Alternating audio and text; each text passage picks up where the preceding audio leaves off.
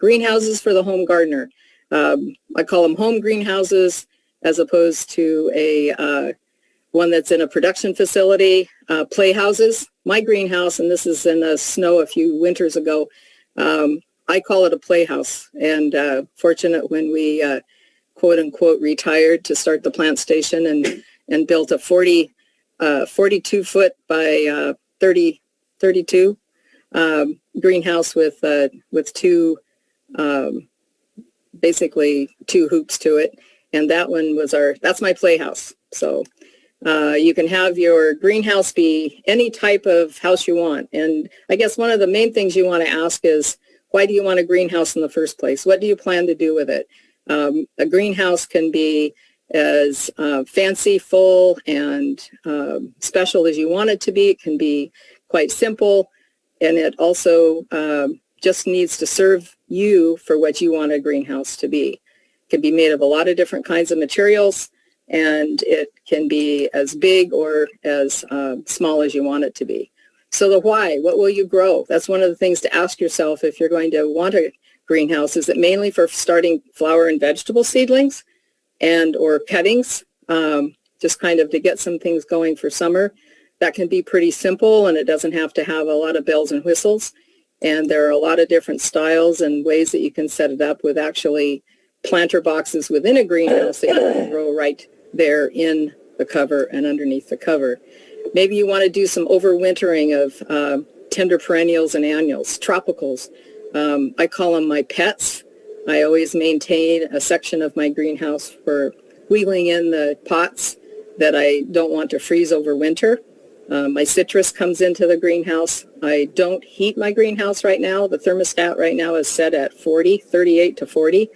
I don't want it to freeze, but at the same time, I'm not heating it as a growing greenhouse, but it is a good place for overwintering those pots or your pets and tropicals and that type of thing. It also that may be that you do want to grow tropicals and you just want to have a place that actually becomes a mini conservatory, if you will. And so that's a hobby. That's something that you may be really wanting to do. So that's some of the questions you want to ask yourself, is what you want your greenhouse to be. And are you going to use it just seasonally, as that first slide showed, just a very small, simple greenhouse where somebody was starting vegetables and flowers for summer, or are you going to use it year-round?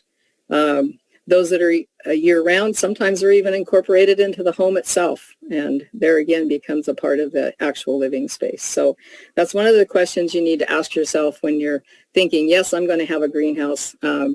Now's the year. This is the year I'm going to do it.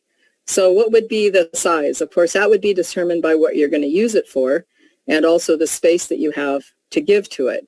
They start with little tiny pop-up things that you can get, usually at some place like a Home Depot or a Lowe's or someplace like that. You can actually construct one from a kit, and it can be usually 6 to 8 feet wide or 8 by 10, something like that. Easy to handle, easy to put up.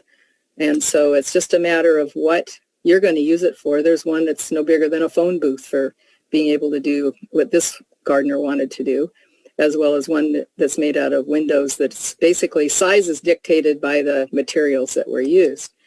And of course, then you can get other larger kits and construct larger greenhouses. It's also going to have to be determined by what space you have to dedicate to it, whether it's going to be temporary or whether it's going to be permanent. And the use, one thing I would recommend is that you probably want to think it a little bit bigger than what you originally thought, because believe me, you'll fill it up. So where's this going to go? What's the size, of course, is going to determine, and the best location is for growing is very important. You want the best sun exposure possible, and that, where's my sun? Come on, sun. There you are. So you want to have the maximum amount of sun exposure for greenhouse growing. It's what makes everything grow, of course, and your orientation for a greenhouse is going to be north to south. So when that sun comes up in the morning, it's going to hit that east side of that greenhouse, and then it's going to go up and over the greenhouse and set in the west. And one thing to remember is that a greenhouse, our sun in the wintertime is very far to the south. So basically it's the southwest corner that's going to catch the sun. And in the summertime, then the sun is so far to the north that it's the northwest corner that's going to catch the setting sun in the summer. So that north-south orientation is very important. You're going to want a hard, flat surface to put it on. You can put it in a lawn and a driveway if you want to, but that's pretty temporary. There's one a picture, I'll draw attention to it later, of a greenhouse that was put onto a lawn. You want easy access, and that access has to include access to water, electricity, and also the supplies that you need to transport in there. How do you get your soil in there? How do you get your plants in there themselves, your pots and flats and things like that? So you need to be able to keep those things in mind when you're choosing the place that you're going to put your greenhouse. The greenhouse does need to catch that sunshine. Again, that north-south orientation, so that the sun comes up on the east side, goes over the top, and we're talking mid, spring, when the sun is in the middle of the horizon, and then down, and then in the fall, of course, it does it again. So in the summertime, if this was north to south, the sun would set on this corner, and in the wintertime, the sun's setting over here on this corner. So having it be exposed to full sun, I'm a little bit concerned about this house because it's surrounded by large trees and shrubs. My guess is it doesn't get much direct sunlight except right in midday. But that would just be a comment on my part that I probably wouldn't put it so closely surrounded by large shrubs and trees. This one has a really good exposure, as you can see, trees, and obviously palm tree. It must be somewhere in California perhaps, and maybe the trees are on that hot west side, and having it be on that hot west side keeps it protected from those hot afternoons that you can get, and maybe shades it just a little bit. And then, of course, there's also exposure on the side of a building. Whoops, now we go to the really nice stuff. But the main thing is that the sun on that lean-to and that previous would hit this greenhouse. You don't want to necessarily put that on the south side of the house because that's going to heat up quite substantially in the summertime and maybe be too hot. So what is it going to look like? The greenhouse itself, and we kind of laugh at this picture, but actually it does a good job. You can put some crates in there, and you can put some flats of seedlings on there, and it's sealed off, lays up against the house, gets the warmth of the house to keep it warm. It's just a modified cold frame, but it can actually be used to grow some things for spring and summer for putting into the garden. There's some styles of greenhouse, just as terminology, that if you're looking for a greenhouse, it might be helpful to know what they're kind of talking about, what they're selling. A Quonset is basically a perfect hoop from ground up over the top and back down to the ground. And so a Quonset does have roll-up sides, like this one does for ventilation, but basically it's one smooth move. This particular one is made of PVC pipe up over the top. And so again, this is the Quonset shape that you may find either in a kit or you may want to build it yourself. A semi-Quonset has sidewalls. So basically you'll have a sidewall that comes up with a support that goes the whole length of it. This is a good place for rolling up a side, anchoring a side for ventilation in the summertime. But then again, it's a somewhat semi-Quonset. There's a little bit of a peak to it, but not much. It's probably the most popular style of greenhouse is that semi-Quonset. The gable gets a little bit fancier, a little bit more involved construction-wise, but there are some kits and some things that you can make that are really nice gable type greenhouses. This is the one that is kind of a mystery to me because that's either AstroTurf that's on the inside of it or it's actually sitting in a lawn, which I don't know how they mow it. And that was my question when I saw that particular greenhouse style. But that's a gable construction. And and we'll talk about it later too, but you can see that it has venting in the roof so that basically the hot air can escape, cooler air can come in through the door, out through the venting in the top. There's another semi-gable, shows that it has a sidewall and then an opening, and it's the sidewall goes all the way up to the top with just a very short semi-gable top. There's another semi-gable with a kit I think you can buy. Gothic style, kind of interesting, kind of cute, makes a cute little greenhouse. This one, just to kind of draw your attention to, is actually partially underground. So you walk in and then downstairs, and then the benches are right here at what would be ground level. Does a good job for maintaining temperature in the wintertime because, of course, the ground itself absorbs heat and releases it at night, and so it's easier to heat. What the Gothic type greenhouses do or don't do is that they don't give you much room for benches along the side because you're going up at such a steep peak. I have a feeling that this dropping down into below ground takes care of that. And you actually have a pretty good, shelf, which you need to put your plants on, of course. And then a semi-Gothic is kind of a take on the semi-Quonset, so that you've got the straight sides, and you can see the tables inside that are accessible with some headspace, and it's a nice shape. One of the things with the Gothic and the semi-Gothic is that they're good for heavy snowier areas, places that get a lot of wintertime snow, because the snow slides off of it quite nicely, and you're not having to rely on the heat of the greenhouse to melt the snow to keep it running off. Some of the others that are a little bit more flat-topped, if you are, or they have not quite the steep peak, they do seem to collect a little bit of snow, and sometimes that can be a problem and weight down your roofing on that. There's the lean-to types that come in very handy, can be all kinds of different modifications. Using the wall of the home, as we mentioned before, with the little one just made of plastic, is that it absorbs heat from the side of the house. There again, just watch your placement of that to have it be not on the sunniest, hottest exposure of the house, because it will get exceptionally hot in the summertime. It may not be an issue. It may be a temporary. Maybe you're using it for strictly starting your spring and summer flowers and vegetables, and then it's dismantled, and in the heat of the summer, you've got patio chairs out there. But the main thing is keep that in mind when thinking about where you're going to place the lean-to type. And then there's the fun ones that are, not everybody's style, but the geodesic dome can actually be a very usable house, because you've got all of these pieces that not only collect but reflect the light. So they're quite efficient and they do a good job. And if you happen to have one that you have planters inside that's big enough, it actually becomes an outdoor garden, and a quite energy efficient outdoor garden. So something to keep in mind if that is your style, for sure. Many folks will make greenhouses out of repurposed materials. Absolutely nothing wrong with that. One thing to remember is that glass, especially old windows, are not insulated.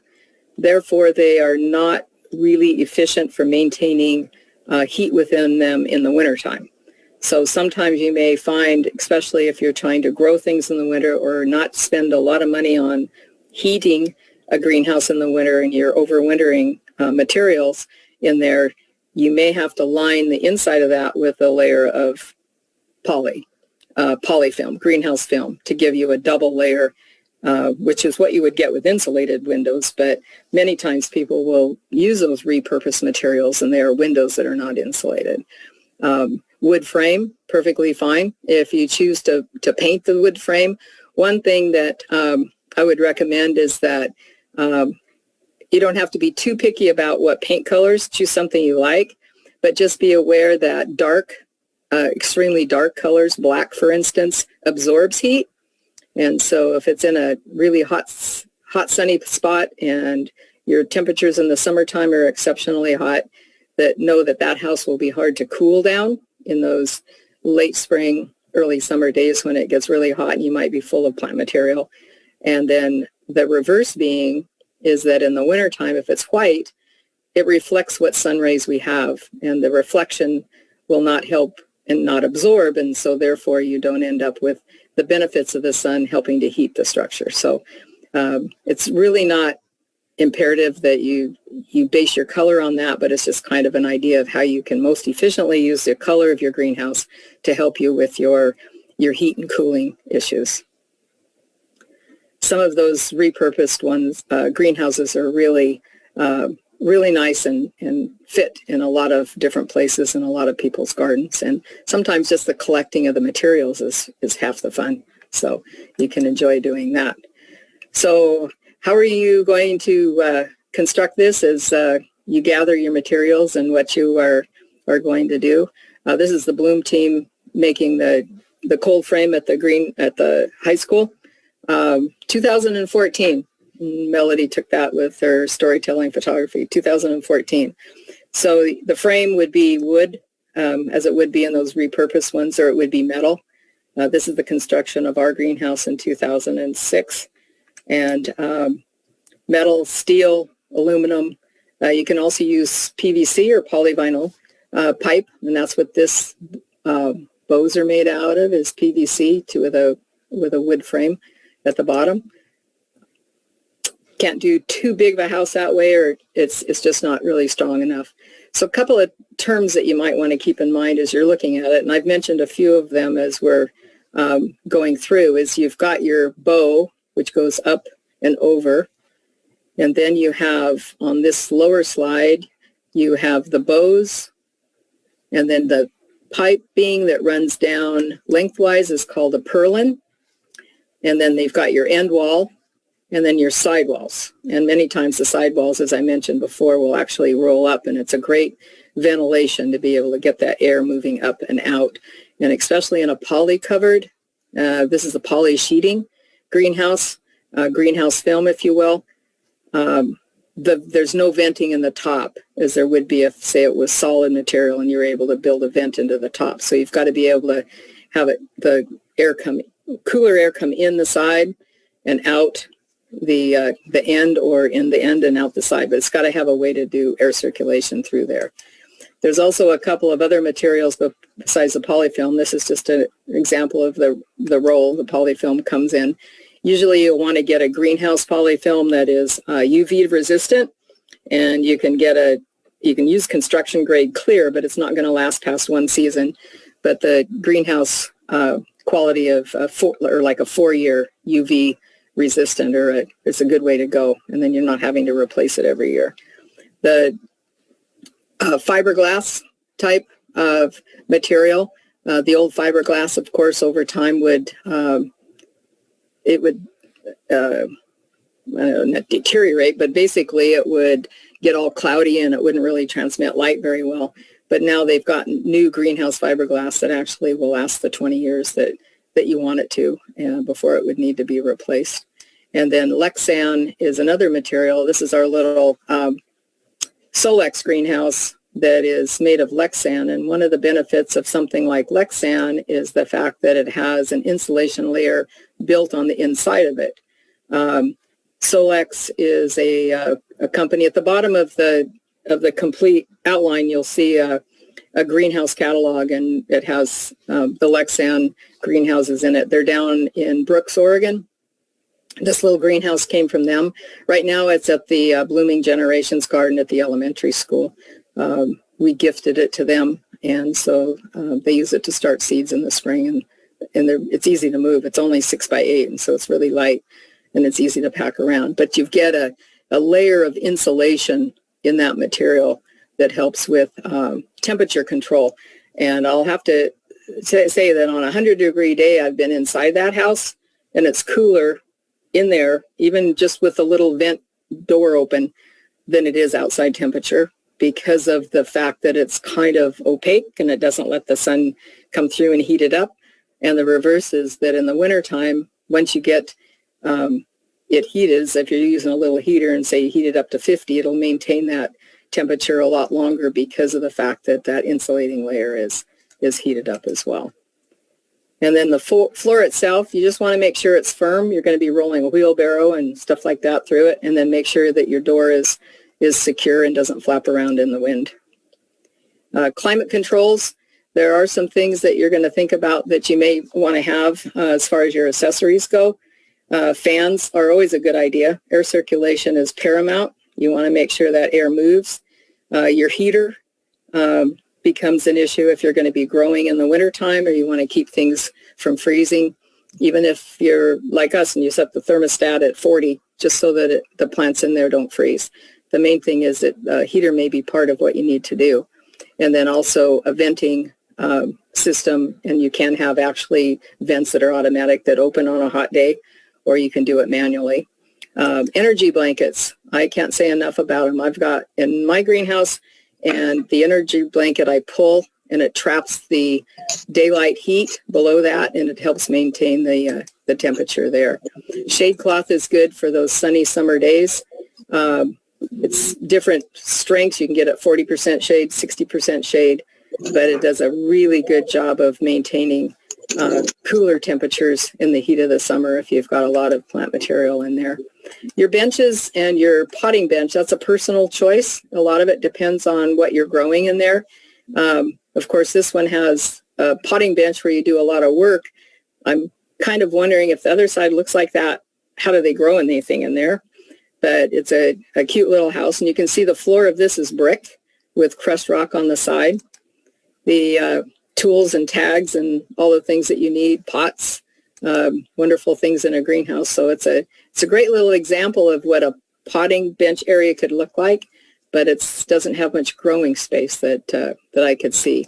Fertilizer injector, this is a commercial grade of fertilizer injector, and it's probably overkill for most home greenhouses. You probably don't need that, but they make a really good little Siphonex that will actually draw a solution of fertilizer out of a 5-gallon bucket.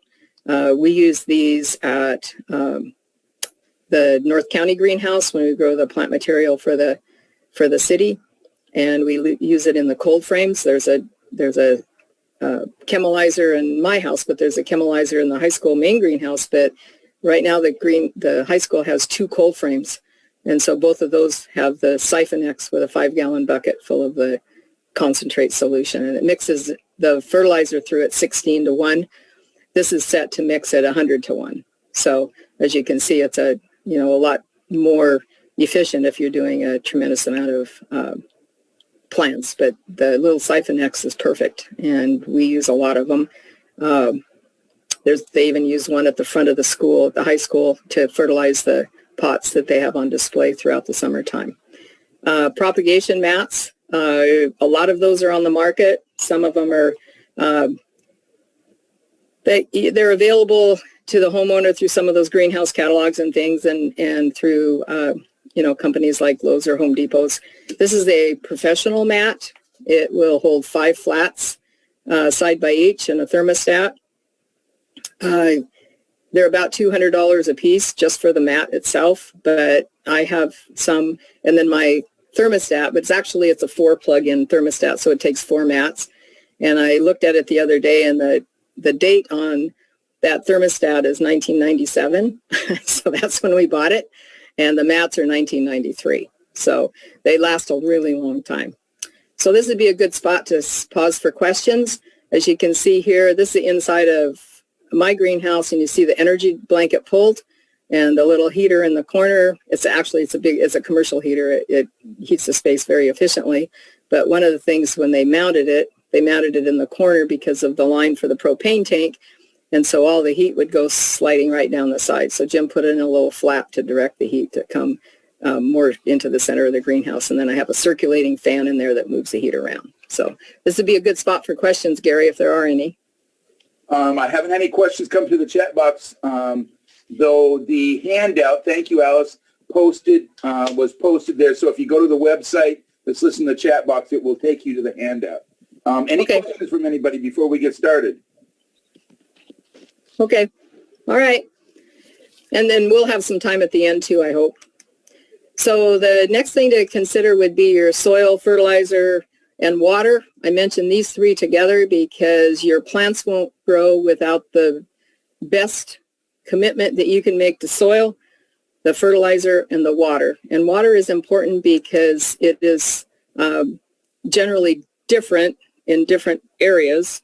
Whether it be acidic or whether it be kind of alkaline, will have a way that because it has to work with the fertilizer and the soil, in order to grow your plants. Those three things are probably the most important thing that you can do to make sure, besides having really good quality plants. But the soil itself needs to maintain moisture level, but it also needs to drain. This particular mix is a greenhouse mix that we use. We've used it since 1979. It's a Cornell University mix. We've had to kind of tweak it a little bit and change it. We sold a tremendous amount of it when we had the nursery. We now use it at the high school. High school uses it. We use it for our blooms plantings. And it's one of those things that I know how it feels. And although I have had to adjust the formula to it a time or two, so it can be amended. But I do appreciate that Cornell University peat light special, or peat light mix is what they call it. So you can look that up and actually on the internet, and you can get the formula for it. The fertilizers, a lot of different ways you can address fertilizer. The main thing to remember is the pH, whether it be acidic or alkaline. You want the pH as close to neutral as you can get it, because it's going to be running through your soil, which is also neutral. And as you leach through soil, then the soil becomes more acidic. So just something to keep in mind. The NPK, nitrogen, phosphorus, potassium are your main ingredients, but you also have to make sure that your fertilizer has some trace elements in it, because it's all the minors that also are very important for plant health. The outline will talk to you about the chemical type fertilizers, your dark days feed, I call it, like a 20-10-20 or a 15-0-15, and then you switch over to an all-purpose liquid that most of us used for, decades and decades in our greenhouses as a definite go-to, the 16, 17, 17s and that type of thing. So they're still available. You can get them. It usually come in blue. Talk about blue water. The other is just strictly an organic, like a fish fertilizer or something like that. But just remember, fish fertilizer is pretty much just a little bit of nitrogen, and that's it. You saw the slide about with the nature source. That website for nature source is in the outline, and it's nature source that we use exclusively in Castle Rock. Use it for my growing, and the high school, it's their exclusive fertilizer of choice as well. We were looking many years ago to help with, and because the high school hosts us, we are able to grow our basket plants at the high school, and they could not use chemicals in any way, shape, or form, and they were struggling with a fertility program because they couldn't use the blue water, the chemical fertilizers. And of course, anything like fish fertilizer doesn't have enough of the balance of fertilizer that you need. So we began to experiment with the nature source and have found, as you can see, that you can grow an incredible plant material with the nature source. And just a little plug here, both Breadfields and Joe's Four Corners sells it. And it does a good job. And it's made with a emulsion, if you will, of seed extracts, corn, wheat, soy. And it's a good stuff. We like it. The water you use in the Pacific Northwest basically is a low pH. It's acidic, and that's okay, because most of the plants in the Pacific Northwest, especially your fast-growing annuals like your petunias and calibrachoas and things, they like a more acid soil, even down to a 5.2. Pests and diseases. I can't stress enough the importance of sanitation. Sanitation, sanitation, sanitation. You can clean a greenhouse in the summertime with cooking it. Just close it up tighter in a drum and let it sit there and get up to about 140, 160 for about 3 weeks. Make sure you take all your plastic parts out of there, or they'll melt and distort. You can also use a couple of different chemical formulations. Physan is what I use. This is what they use to clean hospital operating rooms. There's also one called Xerotol, which is mostly for fungus diseases, but the Physan is a viricide, fungicide, insecticide. What did I miss? Virus, insecticide, fungicide, miticide. Miticide's the other one. So you can go in after your summer cooking and things have kind of shrunk up, then you can go in there and just spray the whole thing on the inside with Fizan and before you put your plants in there in the fall. Dry and cold. Diseases really take off when things are moist and warm. So when you can grow things dry, and the colder you can grow them and have them be healthy, the better. You can cut down on your disease issues. Air circulation is important. We mentioned that before. Fans, vents, keep that air moving in there. And it's hard to do because you work so hard to get heat into your house in the wintertime. But when the temperature's in the 40s, most cases it's not going to hurt your plants a bit. Open up those doors, get those fans going, lift up those sides and get that air going through there. Because if there's ever a time where plants may be susceptible to some of the rotting off, mildews, that type of thing, it's going to be in the winter when the plants are crammed in there close together. And just an added note, when you do put your plants in, geraniums, begonias, that type of thing, put them in dry. They're not going to grow. They're just basically going to go into a dormant state, so it's not going to hurt them a bit. You don't want to see new leaves. You just want them to sit there and suspended animation, if you will. So put them in dry, keep them dry, and keep your plants in your greenhouse as dry as you possibly can. The sides, we've mentioned that before. Roll them up, get that air moving through there. And then some houses, little cold frame types, have little vents that you can open up. Some have either an automatic or a manual vent that you can open from the top. There's that little greenhouse that's sitting on the lawn again. And then just a really tiny little cold frame with the sides that vent up as well. Pesticides, master gardener clinics and or industry professionals are your best way to talk, or your best folks to talk to before you just start using a pesticide of any time. The main thing is to get your pest identified. And I'm a big proponent of manual control. Squish those aphids, wash them off, wash off the bottoms of leaves in the summertime. Make sure they're dry before nighttime, but check with your master gardener clinics and make sure that you use a pesticide according to the label, because that's the law. The art and science of growing. We're going to kind of go through this, not too fast or too quickly, but there's a main thing is a lot of you who already are growing or maybe have a greenhouse that you're renovating or thinking of a greenhouse are aware that you plant seeds. It's a way of propagation.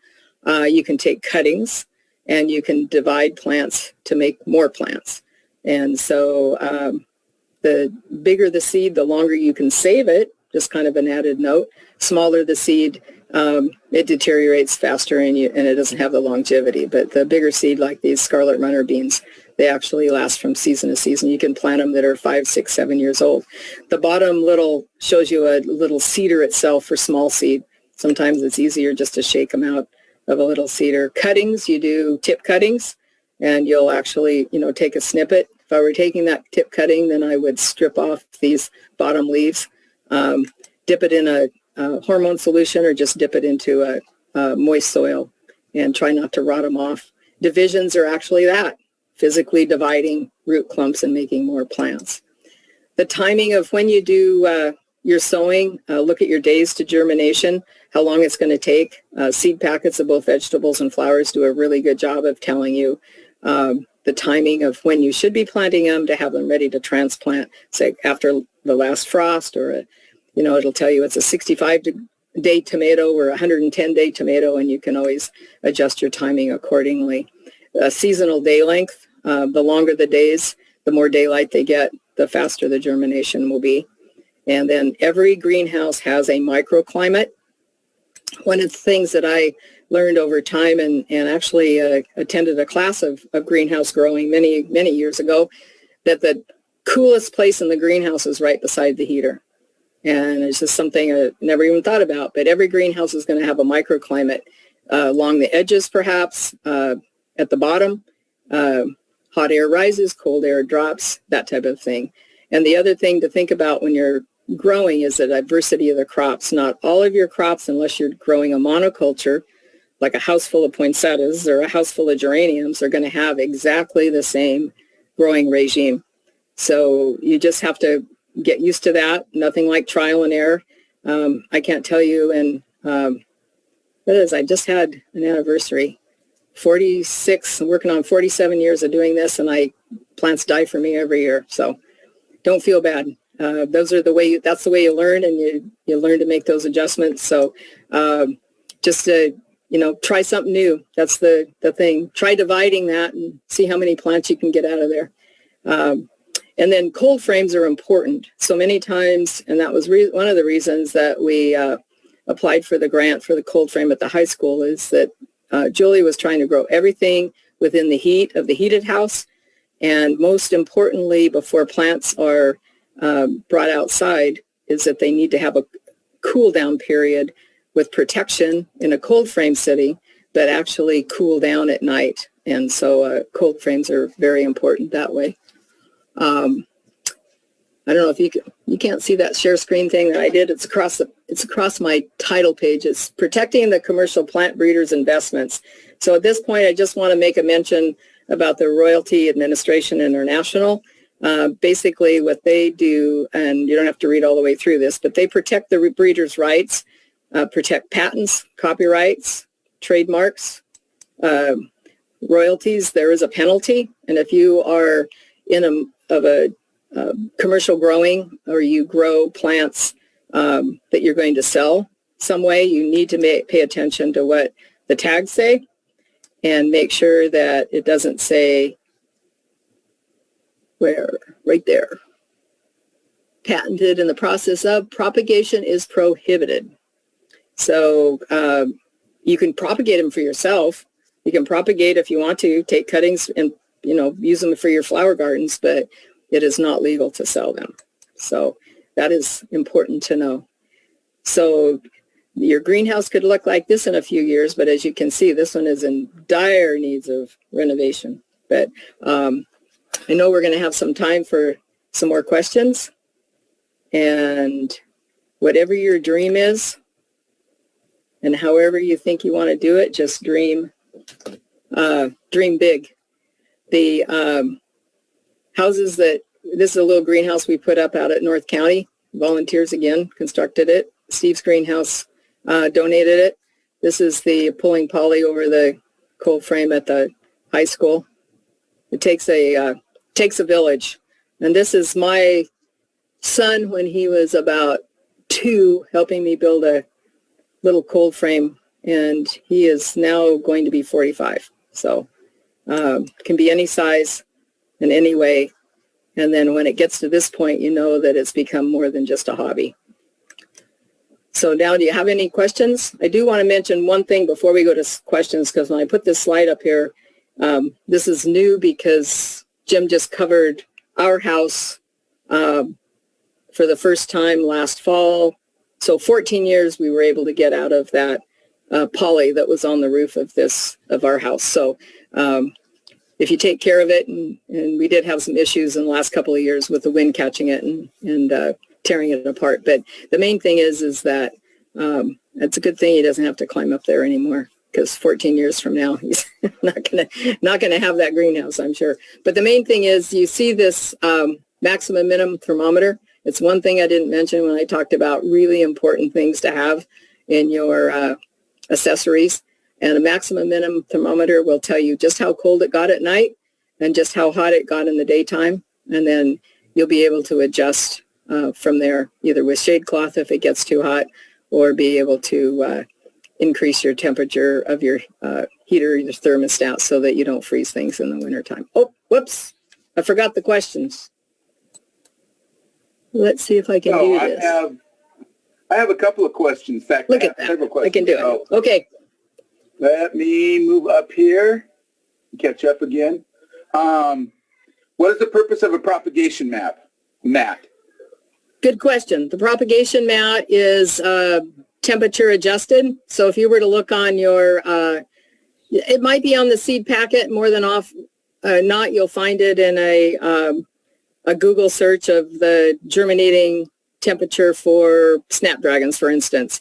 And so you'll see that it'll say the most beneficial temperature is going to be 65 degrees. Then you set your thermostat on your propagation mat for 65 degrees. Begonias, for instance, need 72 to 80. So obviously, if you have one mat, you can't put everything on it, you need to put things that are similar and then set the thermostat to the 70 degrees if that's what it requires. And then everything is temperature controlled at 70 degrees. There's also another little accessory that's very handy called a soil thermometer. And so you can put that soil thermometer in those flats and you'll know exactly what that thermostat is keeping that propagation mat. I've also used propagation mats to help with overwintering when I didn't want to spend a lot of money on propane and heat the whole space. I would take propagation mats and putting them on my benches. I would put my material that I wanted to make sure it didn't get too cold on those propagation mats, put some insulate fabric, which is a fabric that actually keeps the plants underneath 8 to 10 degrees warmer than outside air temperature. And so with that set low, it would keep it at 42, 45 when maybe the air temperature in my greenhouse got down to 19. So propagation mats have a lot of different uses. I know it's an investment right off the bat, but if you're going to go to something like a propagation mat, get a good one. Did that answer your questions?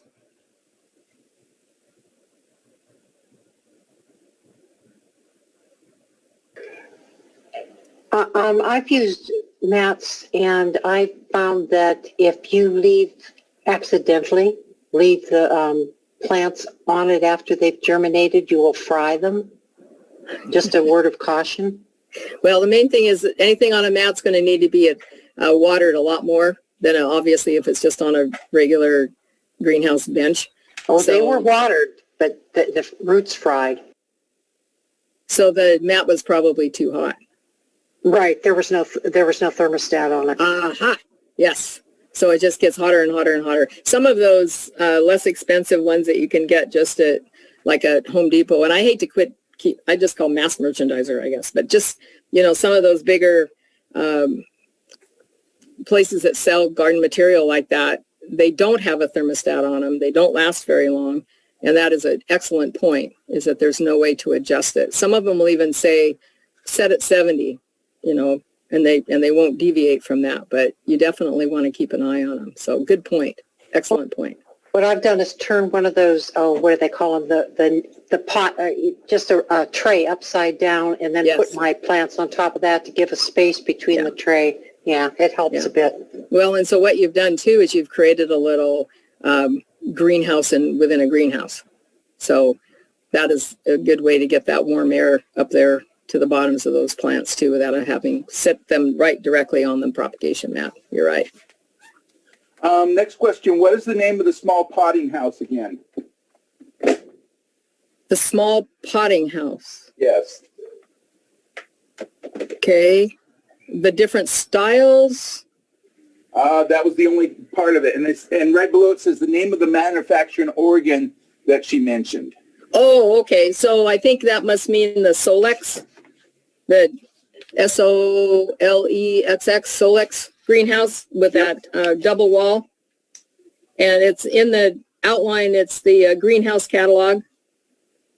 So that www.greenhousecatalog.com.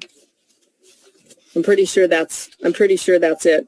Or just Google the Solex greenhouse Salem, Oregon, and you'll find it. It'll pop up. Okay. Let me scroll down a little bit. One note, Gary, just real quick. Yep. You can buy those Solex greenhouses as a kit, but you can also buy the material and make your own. So, okay. So that's if you're so inclined, you want to do that. Next question is Nature Source okay to use on vegetables, or do you recommend a different fertilizer? Nope. Nature Source also makes an organic. It's a 3-1-1. We use is the 10-4-3 professional growers. So it's just the one that we've used. It's totally natural. It's OMRI certified, so I'd have no problem using that on vegetables either. It has the higher nitrogen, which is a requirement for our annuals. Some of those annuals that you grow, like your supertunias and things like that, you're pushing that through at like 400 parts per million. They really are hungry. Might be a little hot for, or not hot, but high in nitrogen for what you would need for your vegetables throughout the summer. But they do, Nature Source does make an organic formulation as well. Okay. Many of my plants come from generations handed down cuttings or seeds. Am I likely to be violating law if I grow those for plant sales? No. The tag is the governing law there. When I sold baby plants, even professional growers would, they would think, oh, wow, I just take these tip cuttings and away I go. But then the RAI inspector comes by and throws their liners into the trays of 100 cell liners into the trunk of their car and charges them $2 a liner. So it gets to be pretty expensive.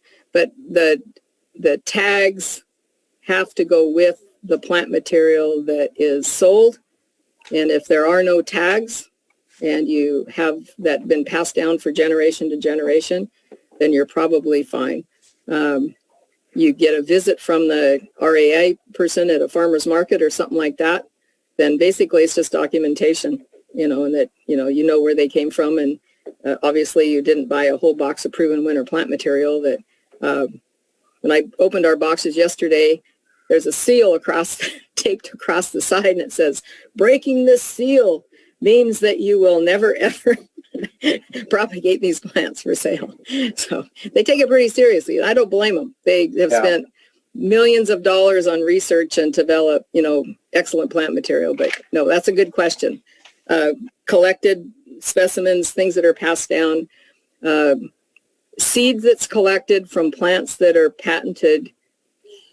I doubt very much anybody's going to, take you to court on it or anything. But basically, those that follow that would tell you that there's DNA samples that are taken when somebody decides to take to court somebody that's collecting seed and propagating something that's patented that way. But no, I think you're fine.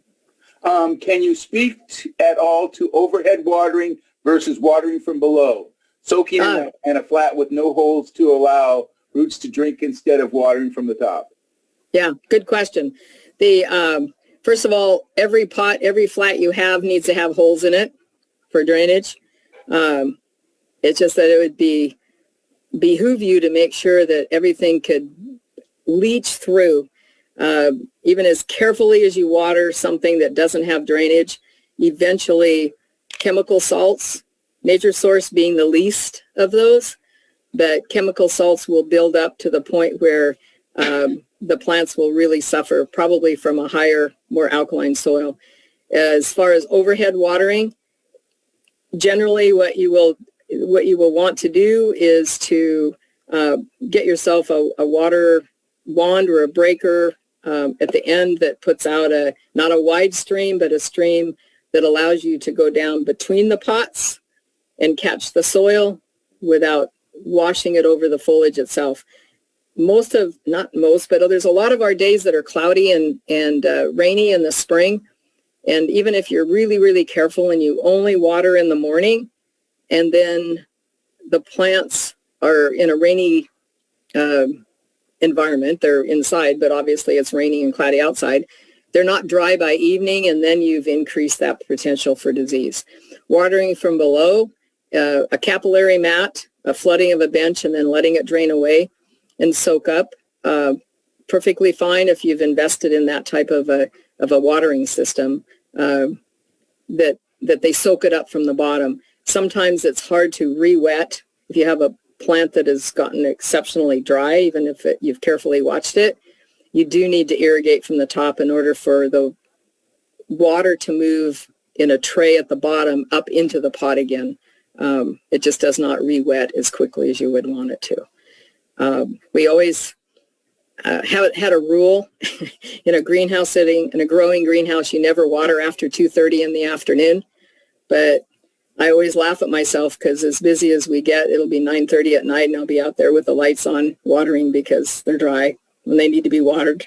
So just trying to be careful, not get in all over the foliage. But yeah, the earlier in the day you can water, the better. Any rough guidelines for temperature for starting fans or venting the greenhouse? Is humidity also a concern? Well, that's one of the things with venting is that it gets that higher humidity air out of there. And that it kind of depends on the crop you're growing and the time of year. The generally don't like to see a house get over 85, even in the spring, in the daytime. 85 that is pretty hot to continue to grow anything well. The night temperature would probably be into the 55 to 60 range. Some plants are going to appreciate a little bit more warmth. Fuchsias are one. Begonias are another. Geraniums like it warmer, especially when they're just getting started. So it can get up to 90 without it being detrimental. But I would definitely want to start venting between 85 and 90, no matter what time of year. And obviously it's going to be later in the spring or summer when it gets hotter. Okay. And then there was another question about humidity. Is humidity a concern? Humidity is a huge concern. That is one of the reasons that you want to make sure that foliage is dry before going into night and that you water in the mornings. And even on a cool day, you get those sides rolled up, get those doors open, get those fans going, and get that air moving through there to reduce the amount of humidity and keep your plants as dry as you possibly can. It cuts down on diseases tremendously when you can do that. Okay. I just set up a 10 by 10 greenhouse. I plan to start vegetable seeds. Should I use grow lights? Vegetable seeds for your summer garden, you probably won't need grow lights because you don't want to start them too early because you'll end up with plants that are growing too fast, having to be transplanted into bigger and bigger pots.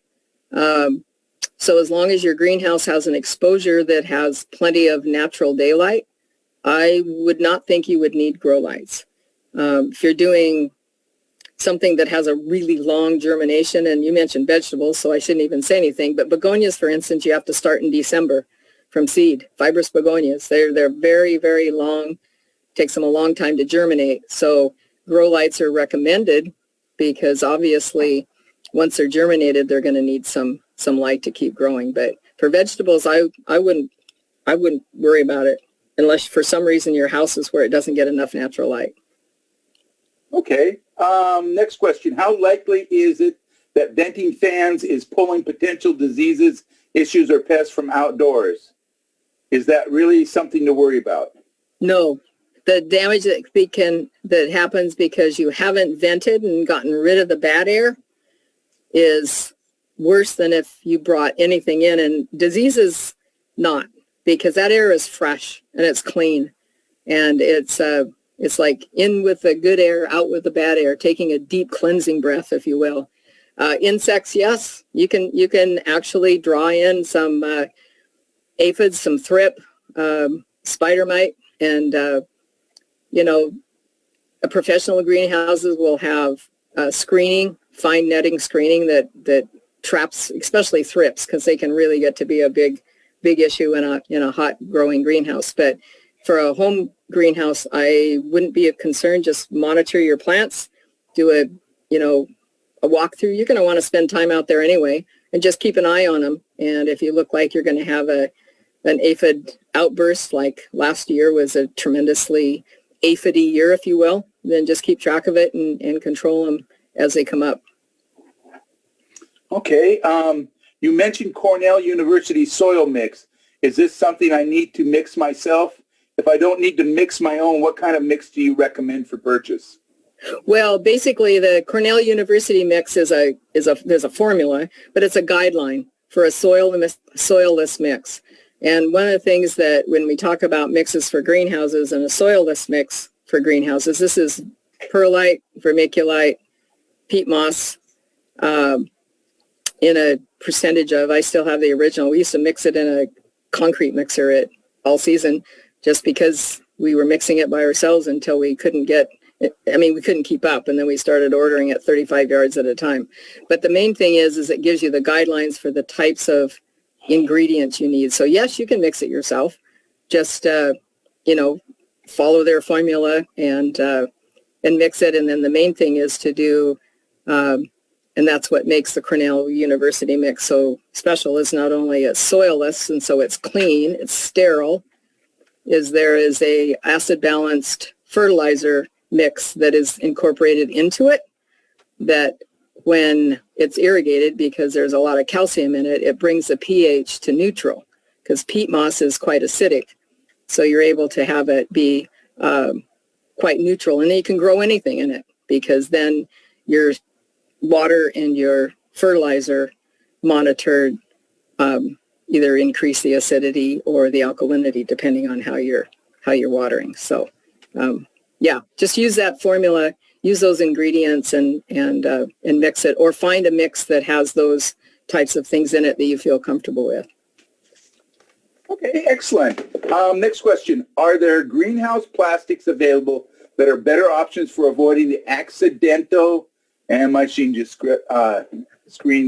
tipped, accidental trapping of beneficial insects that fly through vents? It seems like it's usually a lot of different beneficials like cyphids, honeybees, and other native species that get trapped in ours. In the vents themselves, the screening in the vent? Yes. So it's small enough to trap those. So I would say if you're not trying to keep thrips and some of those smaller, not beneficial insects out of there, then just pull the screening off.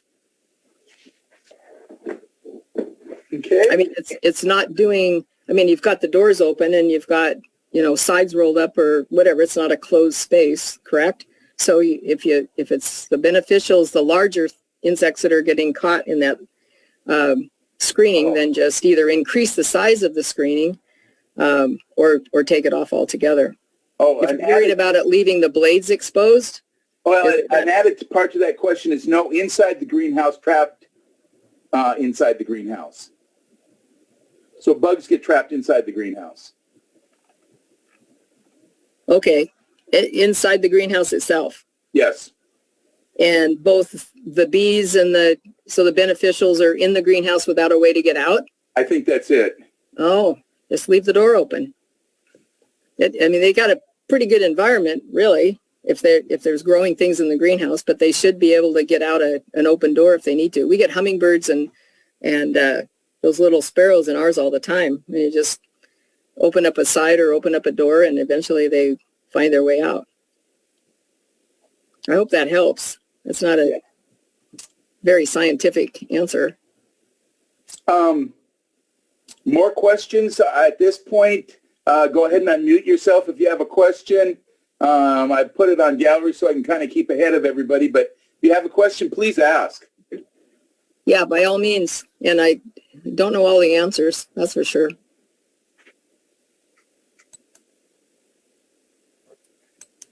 You didn't even look at me. How's that? Pretty quiet. More importantly, you were able to see the slides. But there we go. We'll all get friendly out here. Last chance. Any questions, please?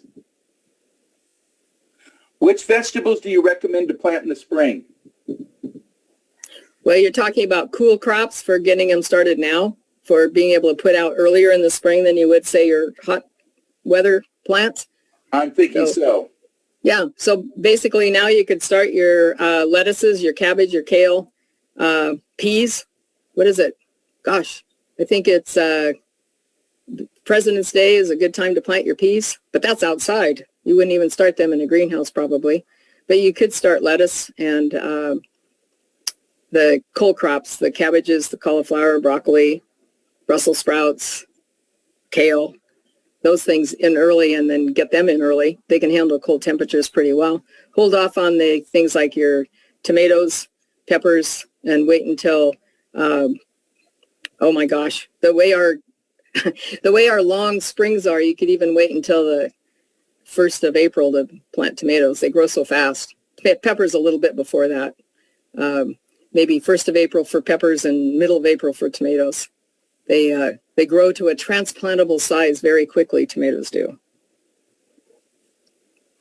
Okay. Any other questions? I do want to let you know, Nancy, that several people in the chat box have said thank you so much. They really, really enjoyed